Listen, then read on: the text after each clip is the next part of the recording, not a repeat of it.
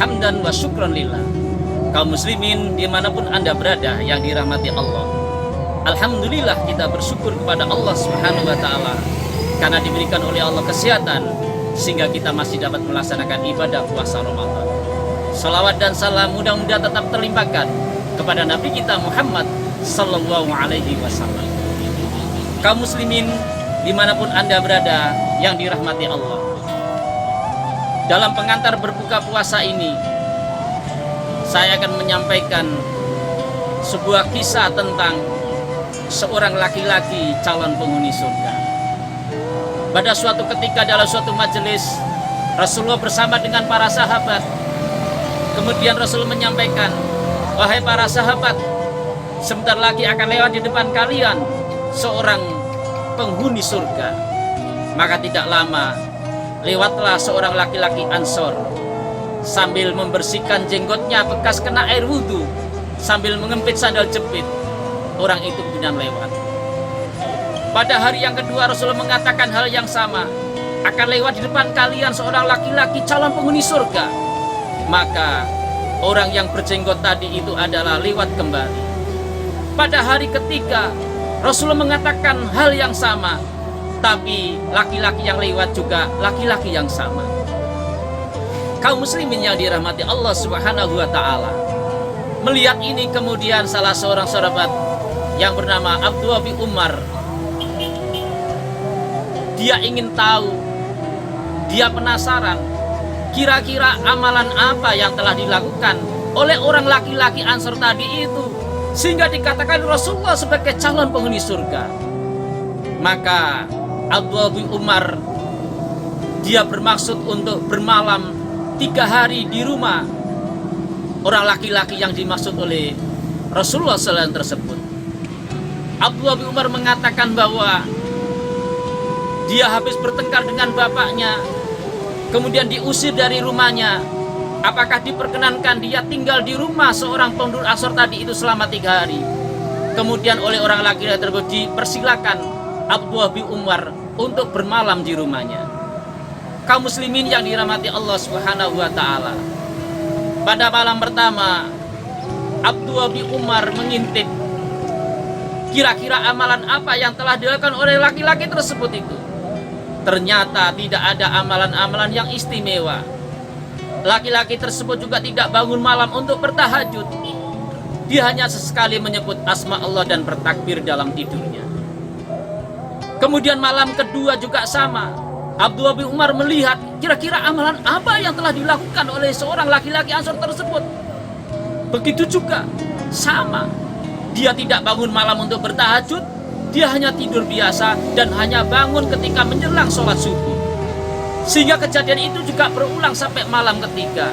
Sehingga Abdullah bin Umar sudah tidak tahan lagi untuk mengetahui kira-kira amalan apa yang telah dilakukan oleh orang laki-laki tersebut.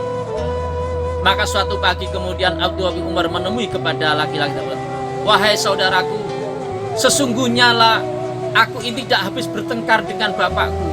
Saya tidak diusir oleh bapakku. Saya ingin bermalam di rumah kamu ini adalah karena saya hanya ingin tahu dan ingin mencontoh kira-kira amalan apa yang telah engkau lakukan sehingga Rasulullah sampai mengatakan bahwa engkau saudaraku adalah calon penghuni surga. Maka laki-laki tersebut tidak menyampaikan apapun. Dia hanya orang biasa, tidak melakukan sesuatu yang sangat istimewa. Kemudian Abdullah bin Umar membalikkan badannya. Namun ketika pada saat membalikkan badannya itulah orang laki-laki tersebut memanggil pada Abdullah bin Umar, wahai saudaraku, saya memang tidak memiliki amalan-amalan yang istimewa, tetapi saya ini membiasakan dalam hidup saya ini, saya tidak pernah membenci kepada orang lain. Saya tidak pernah merasa sakit hati kepada orang lain ketika orang lain itu menerima kebaikan dari Allah, menerima nikmat dari Allah. Saya tidak pernah hasut, saya tidak pernah dengki kepada orang lain terhadap kebaikan orang lain. Wahai saudaraku, inilah amalan yang aku tidak bisa melakukan itu. Maka tepatlah kalau engkau dikatakan oleh Rasulullah SAW sebagai calon penghuni surga. kaum muslimin yang dirahmati Allah Subhanahu wa taala. Bisa jadi kita ini rajin membaca Al-Qur'an. Bisa jadi kita ini sering bersedekah. Bisa jadi kita ini juga bangun malam untuk melakukan tahajud.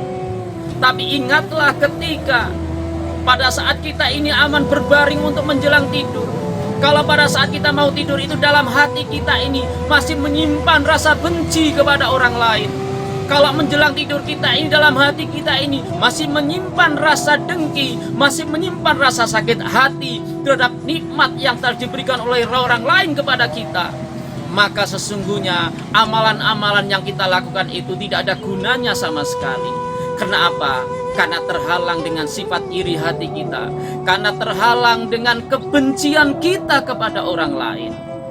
Oleh karena itu, kaum muslimin yang dirahmati Allah dimanapun Anda berada, dan ingatlah bahwa ciri orang-orang penghuni surga itu adalah orang yang di dalam dadanya, di dalam hatinya dihilangkan oleh Allah sifat dengki, sifat iri, sifat kebencian kepada orang lain.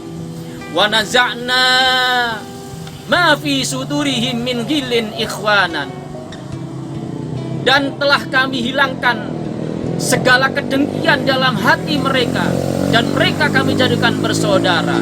Surat Al-Hijr ayat 47. Jadi orang-orang calon penghuni surga adalah orang-orang yang di dalam hatinya tidak memiliki kebencian kepada orang lain.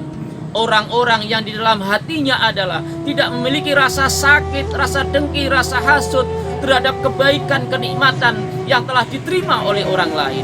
Mudah-mudahan kita ini terhindar dari sifat iri, kita terhindar dari sifat kebencian, kita terhindar dari rasa sifat hasut dengki terhadap kebaikan yang diterima oleh orang lain tersebut, sehingga kita akan diselamatkan oleh Allah dan bisa dimasukkan ke dalam surganya Allah Subhanahu wa taala. Selamat berbuka puasa, semoga puasa kita diterima oleh Allah. Assalamualaikum warahmatullahi wabarakatuh.